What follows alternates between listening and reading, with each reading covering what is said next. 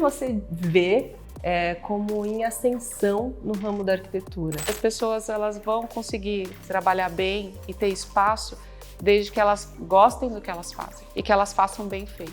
O mercado de construção civil teve contato com as ferramentas BIM muito depois do que a indústria teve. Foi uma das primeiras obras, sei lá, 15, 20 anos atrás, que a gente usou o scanner 3D de fachada. Construir não é uma ciência exata.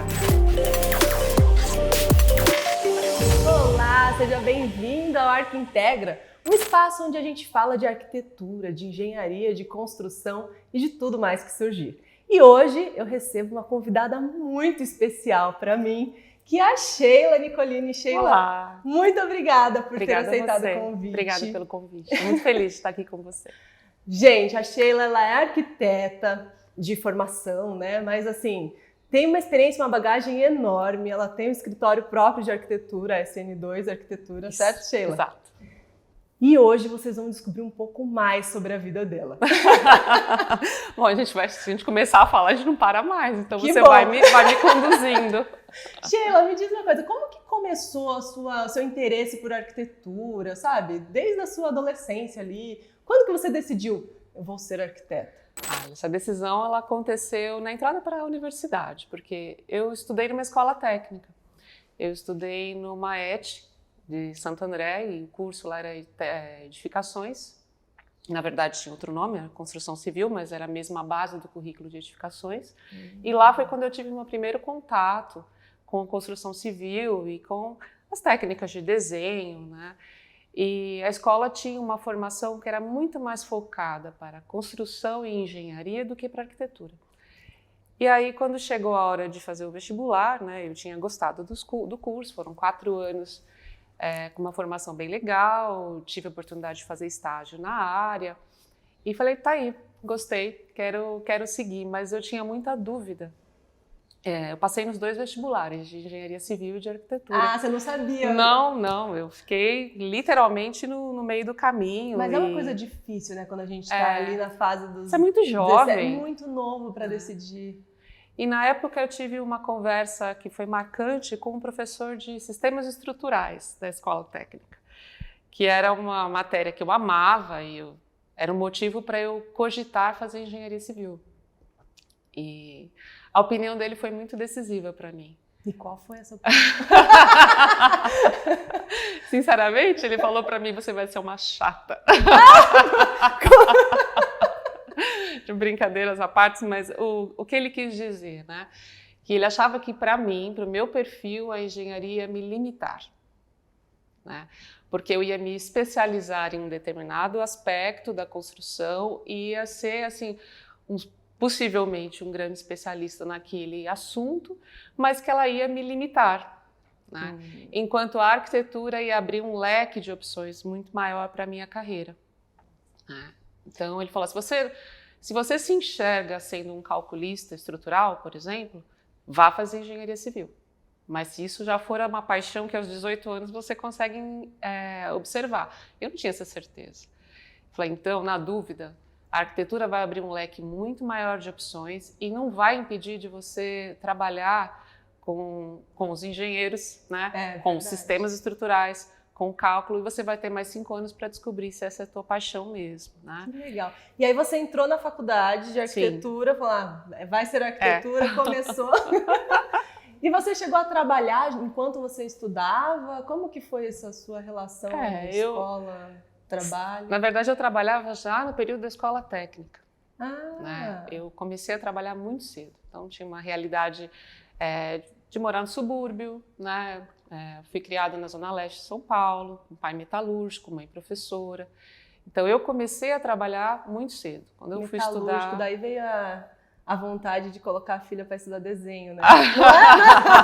Eu acho que tem a ver. Digamos assim, que desenho sempre fez parte da minha vida na infância, porque meu pai estudava muito desenho técnico, né? Porque ele tinha esse contato com o projeto, né? E era uma das coisas que, sim, me chamava a atenção, eu admirava. Então, eu acabei indo por essa seara, mas ele queria que eu fosse jornalista. né? Nossa, até hoje, nada a ver. nada a ver, porque ele achava que eu escrevia bem. Eu falei, bom, isso não é o suficiente para eu ser jornalista. vamos para um outro lado onde o coração bata, né, um pouco mais forte, tá? Mas então, eu já trabalhava na escola técnica, fazia estágio durante o dia. Quando eu fui para a faculdade, eu recebi uma oportunidade de trabalho numa empresa de tecnologia.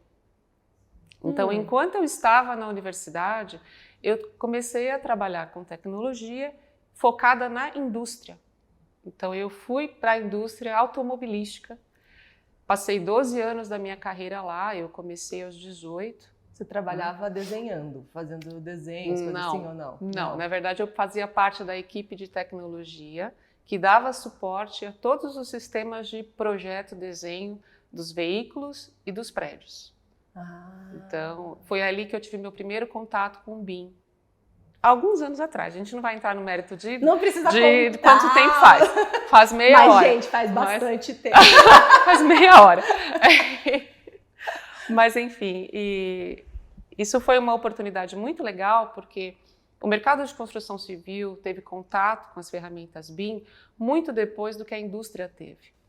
Então, eu tive a oportunidade de beber essa água na fonte, mais cedo.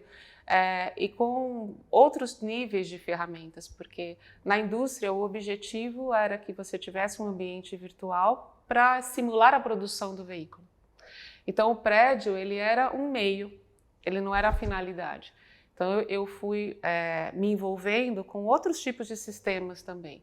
Então naquele período da minha carreira eu tive a oportunidade de lidar com sistemas de planejamento e simulação de processo, com sistemas de robótica, com sistemas que estavam focados na manufatura do veículo, porque eu tinha que levar meu prédio para lá. Então, o prédio em 3D, naquela época, dentro daquele processo, ele era uma pequena parcela de um projeto muito maior. Então, ele me deu era um detalhe. Era quase um detalhe. Realmente era o restante. Exato. Mas isso acabou me dando uma visão muito abrangente dessas tecnologias de CAD, CAM e de simulação, né? Que, claro, naquele momento tinha uma série de limitações, mas que já permitiam um avanço e, enfim, a gente conseguia sentir, né, o benefício de usar aquelas ferramentas, né?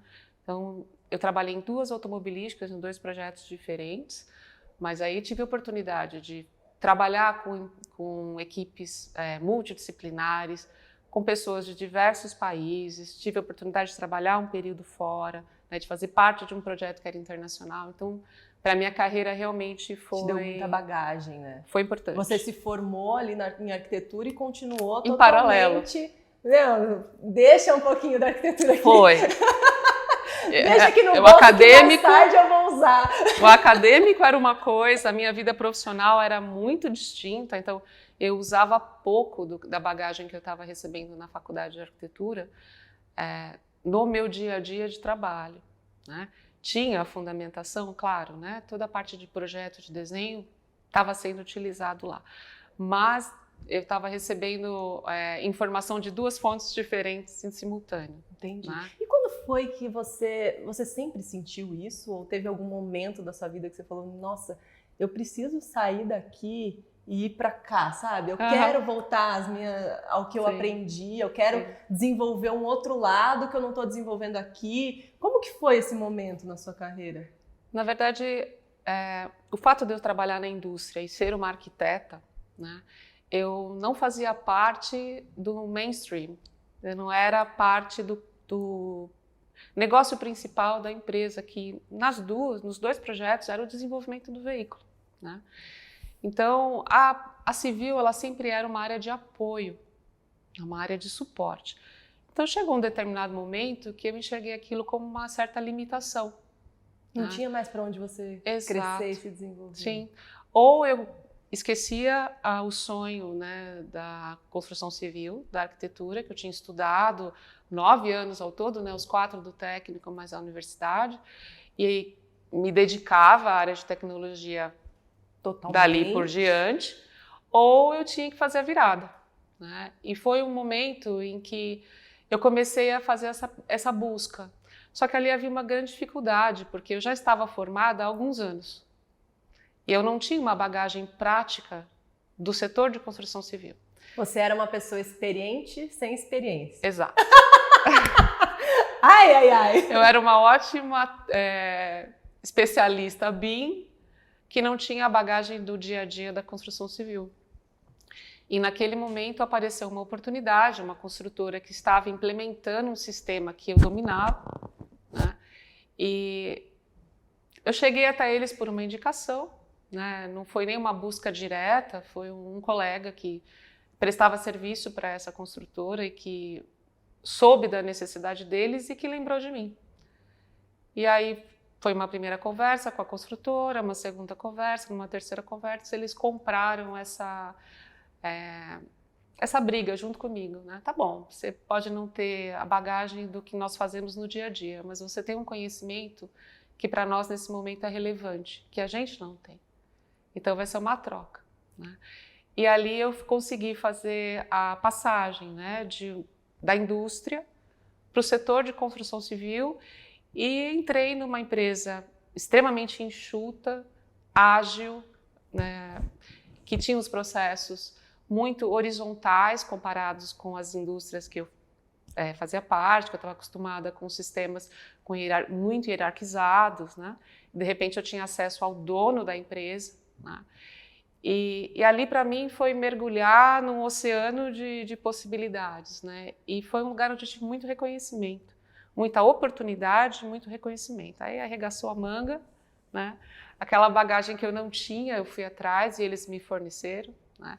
E eu tinha bastante para ofertar também com a especialidade do BIM. E ali você descobriu, você se redescobriu nesse momento. Sim, porque eu entrei num setor de coordenação de projetos. Uhum. Então eu era o hub, né, entre obra, projetista e a diretoria da empresa. Para muita gente isso talvez nem seja tanta função de um arquiteto, né? Se Exato, pensar bem. Exato. Você ouve muito falar de gerente de projetos para uma série de disciplinas. A empresa de tecnologia usa muito esse termo, né? Você tem lá o gestor de projetos, o escritório de projetos, o PMO, enfim.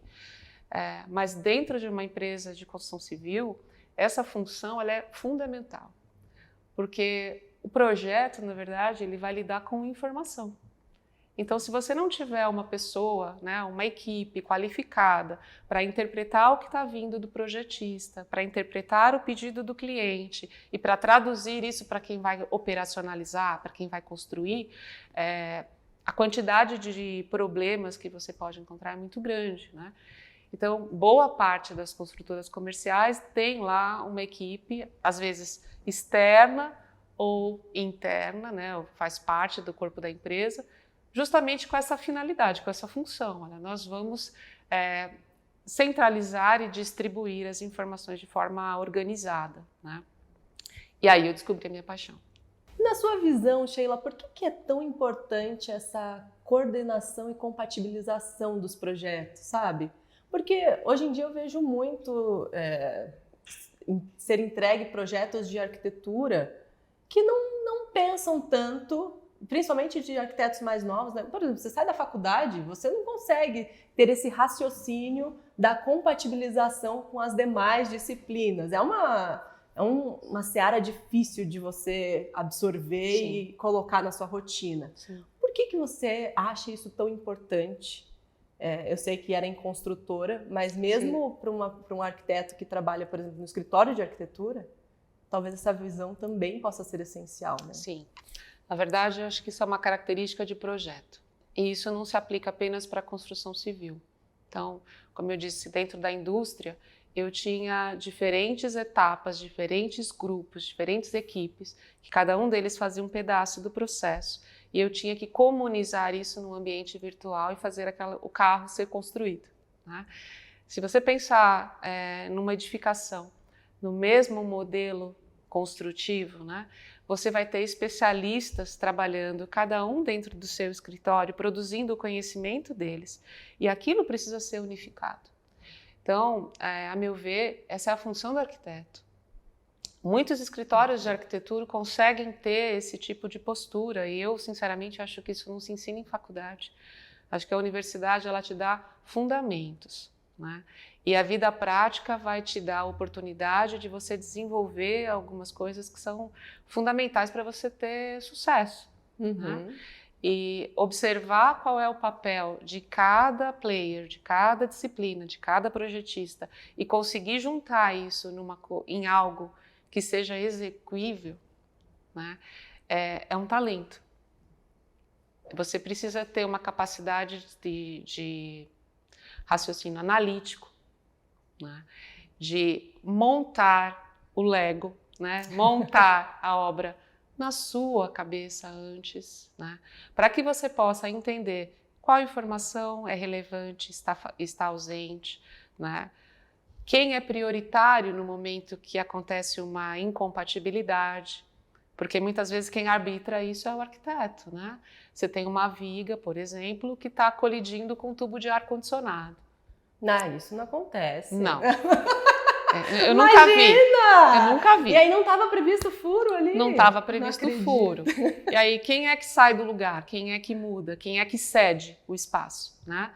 E, em geral, você tem que ter uma pessoa neutra que enxergue o sistema como um todo, que entenda a obra como um todo e fale, não, o prioritário é esse.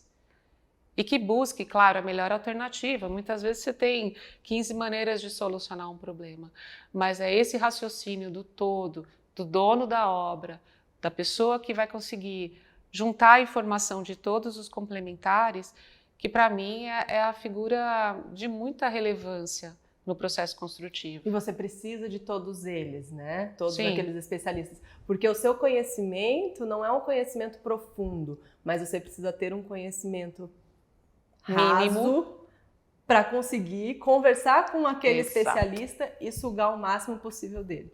Muitas vezes, isso acontece na vida da gente, né? Assim, você precisa achar uma solução e aí, para achar aquela solução, conversando com alguém, você fala às vezes alguma coisa e aquela pessoa te dá um insight, chegou a solução. Sim. Então é como se você transferisse isso também para o ramo ali da arquitetura e construção, porque quando você explora o máximo das pessoas que têm outros conhecimentos, aquilo vai te trazer insights para fazer a melhor solução. Perfeito. E eu achei interessante que você falou da sua experiência com automobilística, né?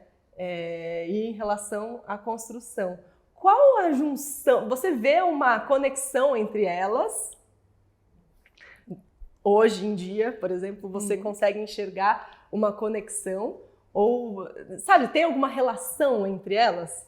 Eu acredito que as competências da coordenação, elas são as mesmas competências, né? Tá. Aplicadas, claro, à condição do projeto. Então, um projeto de fábrica digital, como era o projeto que eu trabalhava na indústria automobilística, ele precisa de um coordenador que tenha a competência de avaliar o todo, de saber qual é o objetivo final, de entender quem são os participantes do processo, de negociar quando ele encontra incompatibilidades, de negociar prazos, porque as pessoas precisam cumprir um cronograma para que aquele processo aconteça, para que algo maior seja alcançado, né?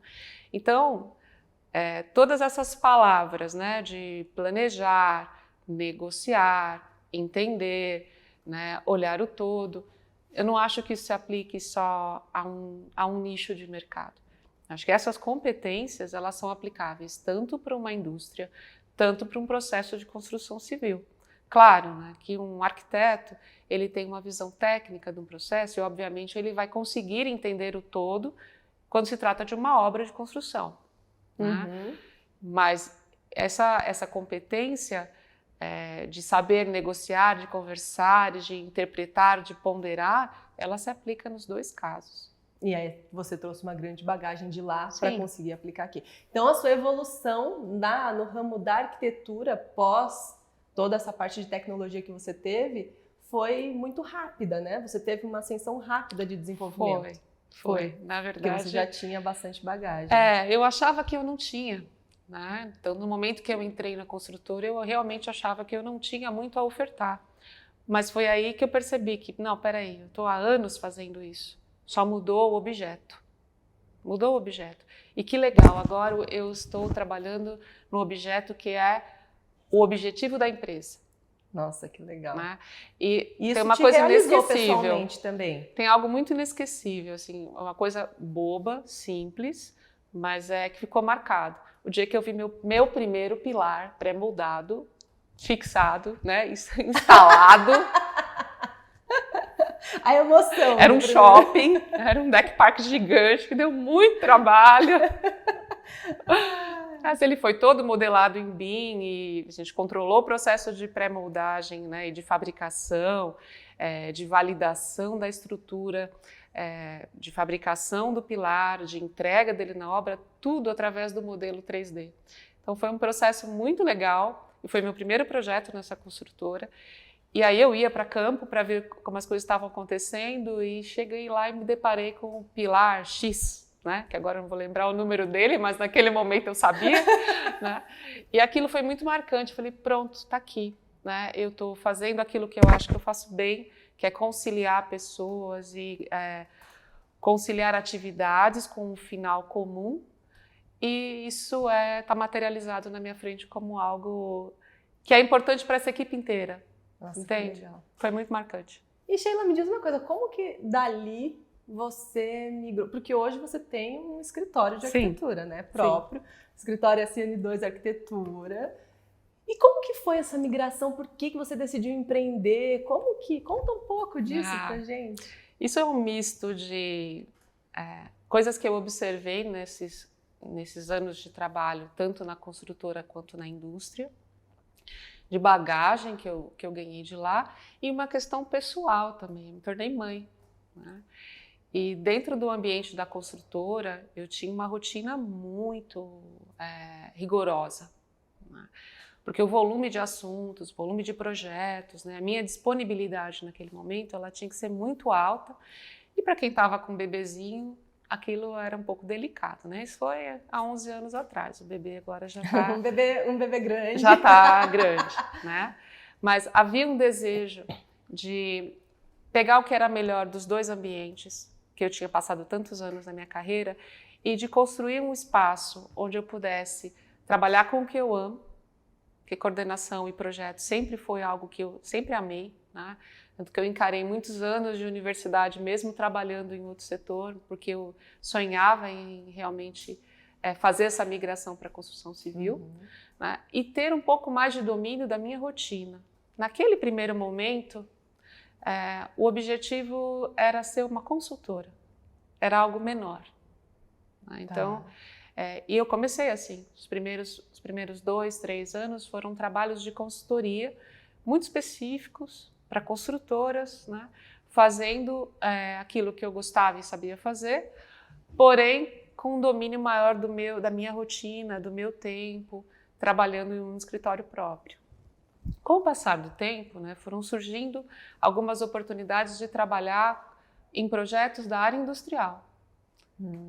Porque essa era uma bagagem que eu trazia, né, da automobilística, de entender como é que funciona, quais são as necessidades de um prédio de prensas, por exemplo, né, que tem lá muitas particularidades estruturais, né, muitos aspectos que estão relacionados ao equipamento que vai estar dentro daquela edificação.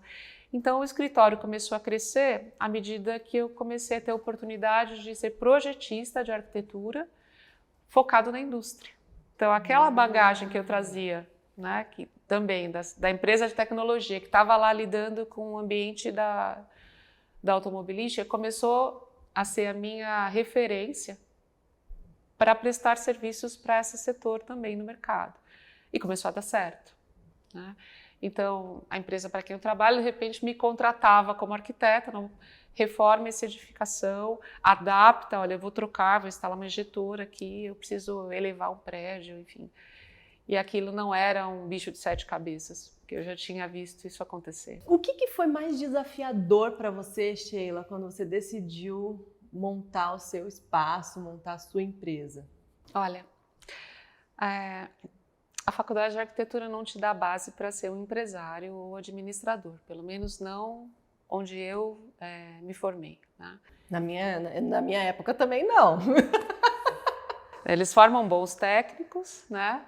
Mas do ponto de vista administrativo, havia um universo de coisas que eu não conhecia, né? E confesso, ainda não conheço, né? Acho que a gente acaba se cercando de pessoas que têm essas especialidades, né? E que você acaba estabelecendo uma relação de confiança. Mas o primeiro grande embate, a primeira grande dificuldade é que tipo de empresa abrir, né? Quem pode ser meu contador?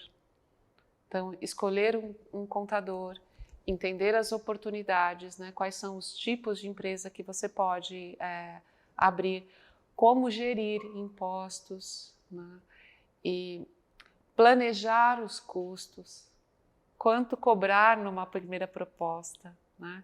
A gente passa anos apurando esse feeling, né? Que não é só técnico, para você uma parte vender um comercial serviço. aí pesada, né? Pesada. E muitas vezes o bom técnico não necessariamente é um bom gestor da área comercial, né? É difícil você agrupar uma excelência na mesma pessoa nessas duas áreas tão distintas, né?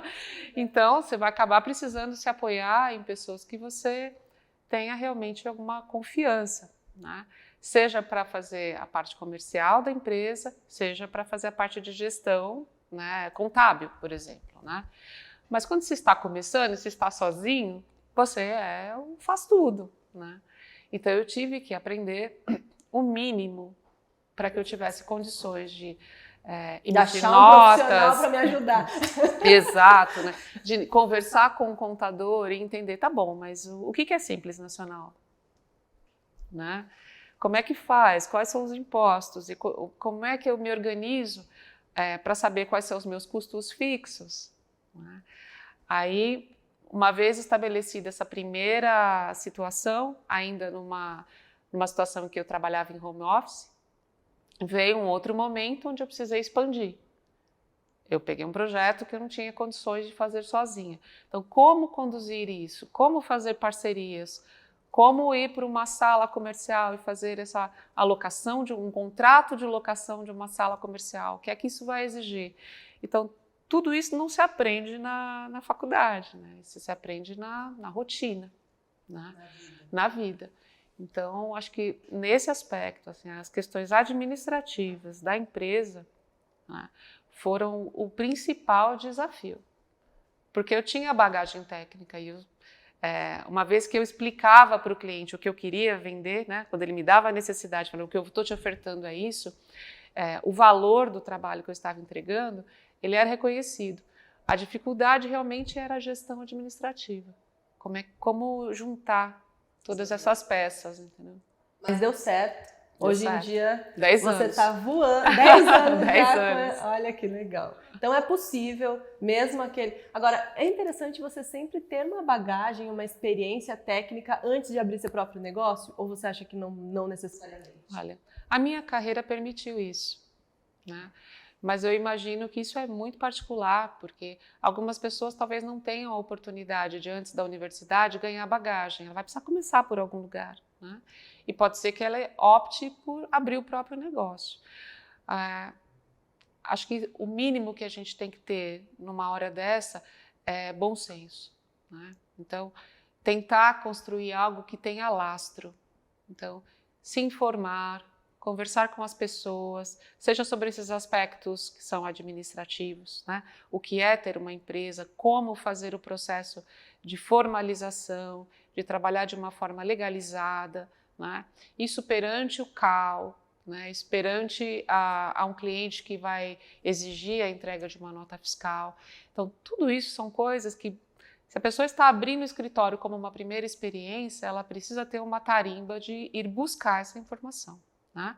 E ali ela vai ter que tratar as duas questões em paralelo, né? De ganhar a bagagem técnica, que ela precisa para o negócio se perpetuar, né? E também de ganhar a bagagem administrativa. As duas são necessárias para que as coisas, no caso de uma pequena empresa, né, que ela tenha frutos, que ela permaneça, né, que ela tenha longevidade.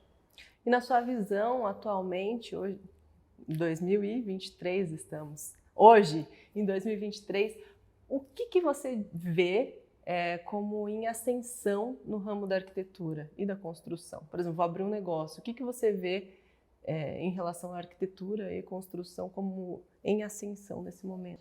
Olha, eu não chamaria atenção para um ramo específico de ascensão, mas eu acredito muito que as pessoas elas vão conseguir trabalhar bem e ter espaço desde que elas gostem do que elas fazem e que elas façam bem feito.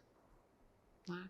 Acho que para um arquiteto recém-formado que está buscando aí o que fazer, a arquitetura é tão abrangente, né?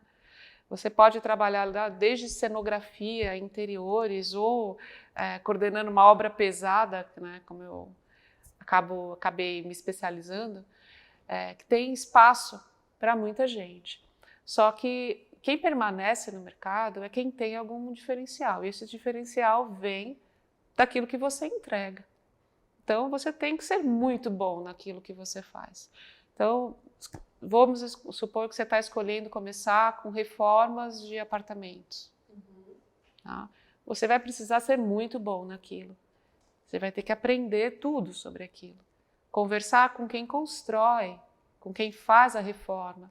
As pessoas que estão no dia a dia da obra, elas têm muito para agregar na bagagem de um arquiteto recém-formado. E ter essa humildade mesmo de conversar com o pedreiro, com o eletricista, com o encanador, com as pessoas simples que estão ali executando as atividades, para que você aprenda também com a experiência deles. Acho que o arquiteto tem que ter essa habilidade, sabe? De aprender com as experiências dos outros. E aí, se ele faz o que ele gosta, se ele sabe buscar a informação que ele precisa e, consequentemente, ele vai entregar um bom trabalho. E aí eu enxergo que essas coisas juntas, né, vão deixar você apto a oferecer bons negócios, né, fazer bons negócios. E Sheila, na sua trajetória toda, você focou muito na parte de compatibilização, de integração, né? Acho Sim. que você tem essa... Eu olho para você, eu vejo isso, assim, a junção de tudo se integrando. Isso é uma arquitetura funcional, Sim. né? Eu diria assim, realmente, uma arquitetura funcional, que as coisas todas se integram e funcionam. Nessa tua trajetória toda, qual foi a experiência em relação à compatibilização que mais te marcou, sabe? Uau.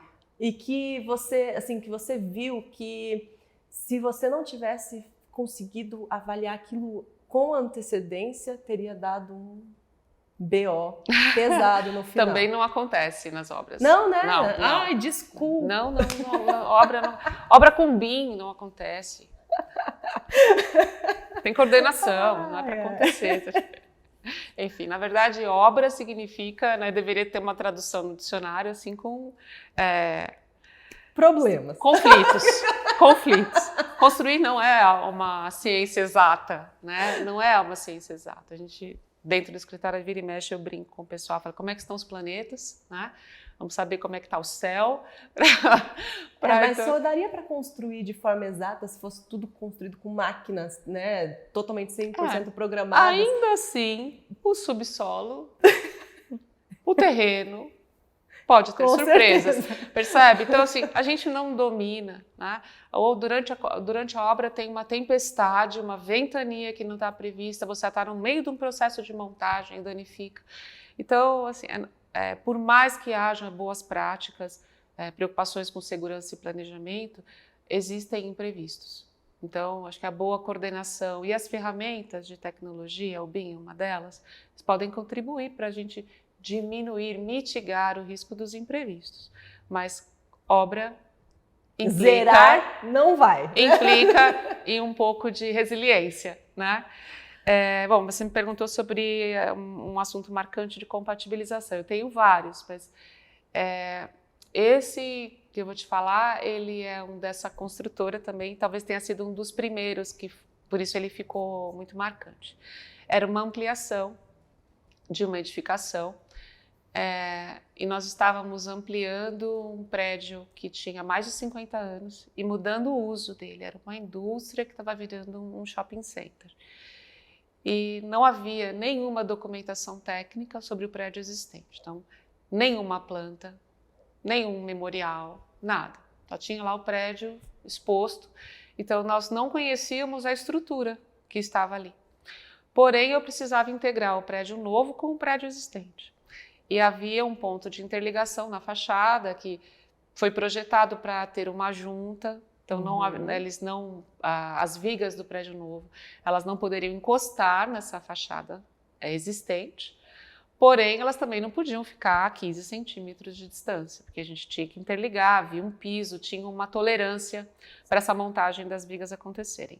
As vigas que estavam no prédio novo eram vigas protendidas, vigas que eu não podia simplesmente falar, olha, erramos o tamanho, vamos cortar a viga e está tudo bem, né? Então, era um conjunto de cerca de umas 20 vigas, e através de um levantamento topográfico simples, a gente identificou que a fachada do prédio existente, ela não estava a prumo. E também não estava alinhada com o prédio novo. Então, havia, assim, ela estava rotacionada, vamos dizer assim, nos dois eixos, né? Em planta e na vertical.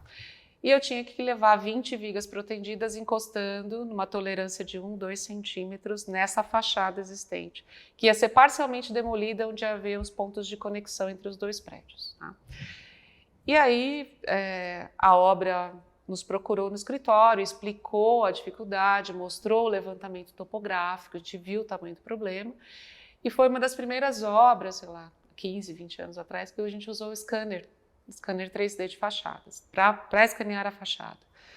O scanner foi feito, o escaneamento foi feito, a nuvem de pontos foi implantada no BIM, teve toda uma preocupação com a alocação real de campo, para espelhar essa alocação real para dentro do modelo 3D, e nós projetamos cada viga de um tamanho específico. E a variação eram 2, 3 centímetros, então assim, havia uma sequência de montagem prevista. Cada viga tinha o seu comprimento, não podia errar essa ordem lá na montagem da obra. E no dia da montagem, a equipe de obra pediu que a equipe de projetos estivesse em campo, né? Eu até brincava, né? Do tipo, vocês não estão confiando muito no trabalho que a gente fez. E as 20 vigas foram montadas. Perfeitas. Né? Com uma tolerância de 2 centímetros para poder instalar juntas. Então, foi um processo muito específico, muito cuidadoso ali, né, para resolver um problema específico, mas onde você vê que sim, é possível evitar os problemas. Nossa, mas então o impacto que causaria um errinho seria drástico, né? Drástico, na verdade, significaria perder uma viga. Parece algo relativamente simples, mas do ponto de vista de custo, não é. Além de que você ia atrapalhar todo o processo de montagem da estrutura, porque todas as vigas tinham que estar lá na sequência para a gente soltar a sequência de lajes e concretar aquele pano. Então, parecia uma coisa relativamente simples, mas não era. Atrasa a obra, certo. Atrasa tudo e isso impacta. Nossa, é impressionante. Muito boa, eu gostei muito da sua sugestão, do seu ponto. Sheila, e qual foi o projeto da sua vida assim, que você considera o mais desafiador? Uau! Tiveram alguns. Não tenho mais. Do ponto de vista de coordenação, eu tive um projeto relativamente recente, que foi desafiador, porque nesse contrato específico, eu e minha equipe éramos responsáveis por dar lastro para o dono do prédio fazer um contrato com uma construtora. Então, eu tinha que providenciar documentos de projeto que garantissem que todas as especificações estavam lá, né? Para que, ao longo da obra, não fossem aparecendo situações que não estavam previstas dentro do orçamento, né? Então, a gente fez todo um trabalho prévio de preparar tanto documentos técnicos quanto documentos de especificação para dar esse lastro contratual, né? Só que no meio desse processo apareceu um possível locatário para esse empreendimento, que mudou esse empreendimento virou ele de ponta cabeça, trouxe para a mesa um documento de especificações dele em outro idioma, em inglês, falando, olha, é assim que eu quero o prédio.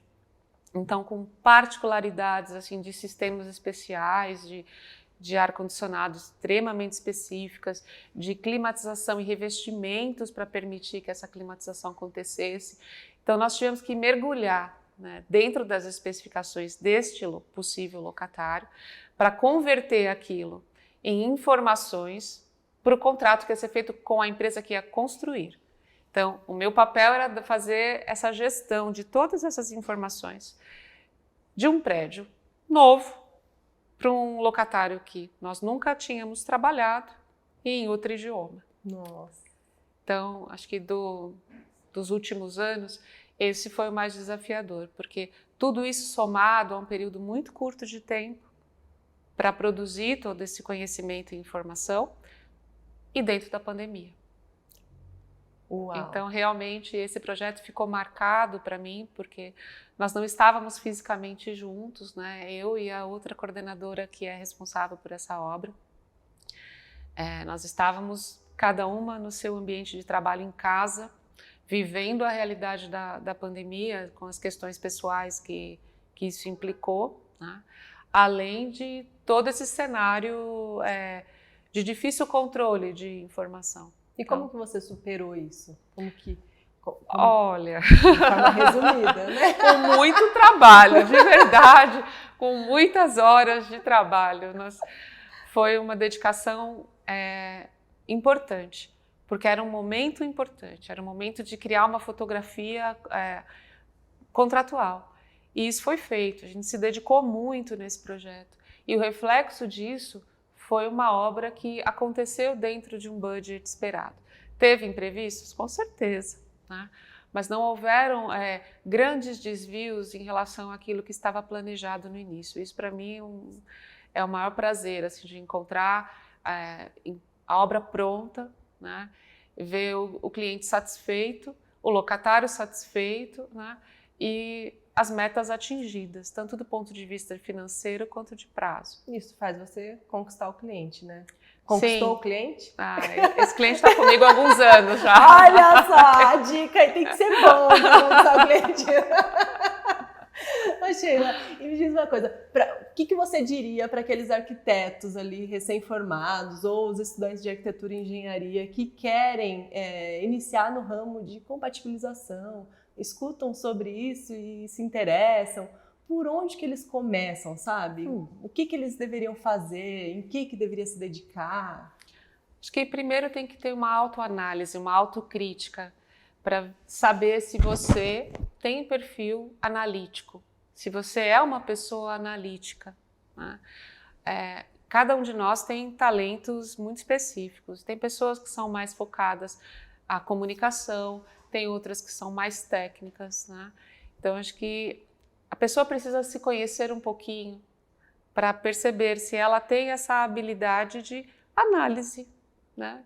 De juntar informações e se ela gosta de fazer isso, né? Para uma pessoa que gosta de trabalhar com comunicação, que de repente iria bem numa área comercial de uma construtora ou até mesmo de um escritório de arquitetura, vai ser horrível para ela ficar horas olhando para a tela de um computador, somando informações de projeto, ligando para as pessoas e tentando entender como é que ela chega na melhor forma para construir alguma coisa.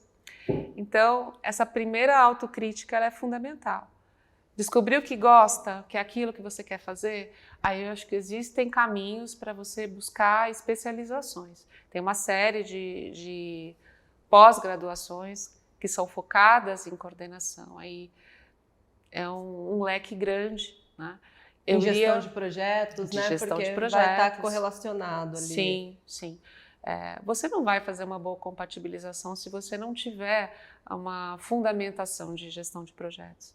Acho que essas coisas caminham juntas, né? Ela não pode ser atividade fim, ela faz parte de algo maior que a gestão, né? Verdade. E tem algum livro ou algum documentário, algum material que hoje eu estou lá estudando e poderia me aprofundar um pouco mais nesse tema? Puxa vida. Por acaso, lembra de alguma coisa relacionada? É um tema difícil, né? É difícil. Eu acho muito complicado indicar um livro, por exemplo. Livros de gestão tem milhares, né? E muito mais livros mais genéricos, né? Tem pessoas que acham que é extremamente relevante, por exemplo, obter certificações para fazer gestão de projetos. Acho que elas são relevantes, né? E aí, para quem quer realmente encontrar uma formação acadêmica, não sei se eu iria primeiro para o livro ou se eu iria primeiro para uma especialização, tipo uma pós. Eu acho que faz mais sentido. Porque é na interlocução com os professores que você vai começar a ganhar bagagem. Eu acho que esse é um caminho mais fácil, né? Eu iria por aí. E a experiência em uma construtora, você acha que também seria essencial, assim, importante e relevante para alguém que quer ir nesse ramo? Para o meu processo foi, mas eu conheço colegas da área, né, arquitetos, que construíram outros caminhos. As pessoas que trabalham com pessoas físicas, né, com cliente pessoa física, que vai fazer projeto para residências, né, em geral, esse pessoal se desenvolve sozinho, né? Eles começam, criam parcerias com o engenheiro civil, com o engenheiro eletricista, com o projetista de instalações, e ele começa a juntar essas informações por necessidade, né? Porque é o negócio dele, a finalidade dele é fazer a reforma daquele apartamento ou construir uma casa. Então, acho que depende muito, né, de como a carreira da pessoa vai se desenvolver. Mas uma coisa é certa, você estar no campo, né, seja numa pequena reforma, seja numa obra gigante, ela é uma grande oportunidade de aprendizado, de bagagem, né? Aí cabe a quem está em formação, né, em autoformação, e buscar. E desenvolver. Eu acho que é uma coisa que a gente tem que se desenvolver na gente mesmo, assim, a habilidade de ouvir, de aceitar, ouvir tudo que as outras pessoas falam e absorver aquilo como bagagem própria, sim, né? E fazendo a junção das coisas. É uma forma de sabedoria. Boa. Sheila, muito obrigada pela sua presença aqui. Aí. Mas antes de a gente fechar esse programa, eu quero te perguntar agora, assim, com toda a sinceridade, o que você vê da construção civil e da arquitetura e da engenharia como um todo daqui 50 anos? O que você acredita? 50 anos? É. Quem sabe daqui 50 anos alguém vai assistir e vai ver se você está certo ou errado. Será? Eu sou uma pessoa otimista, tá? Basicamente uma pessoa otimista. Então, eu vejo com bons olhos. Eu acho que a gente tem uma oportunidade imensa de aprimorar os processos construtivos, tá? Meu grande sonho, né, quando eu olho para a construção civil, é que a gente tenha processos eficientes de construção, onde o desperdício não aconteça, né, onde a gente consiga chegar a um nível de excelência. Não sei qual é esse caminho, tá? Se é a industrialização da construção civil, tem muita gente que fala sobre, vamos imprimir casas. Não sei se é esse o caminho. Mas algo que me incomoda muito no processo de construção civil é sentir que ele ainda não está 100% maduro do ponto de vista de eficiência. Seja de eficiência energética no processo construtivo, né? Nós temos não é recente, né? Existe uma preocupação ambiental, porque o impacto da construção civil ele é significativo. Então, como é que a gente consegue construir melhor, com menos desperdício e com mais eficiência? Não só eficiência construtiva, mas eficiência ambiental, eficiência social, né, de uma forma mais sustentável. Então, eu enxergo uma grande oportunidade para a construção civil daqui a 50 anos estar em outro patamar do ponto de vista de eficiência. E se não tiver, não sei se a gente vai estar aqui. Eu não sei. Sheila, obrigada pela sua presença. Obrigada a você. Foi ótimo. Espero te reencontrar mais vezes aqui. Vai ser um prazer. Tchau, Obrigada. gente.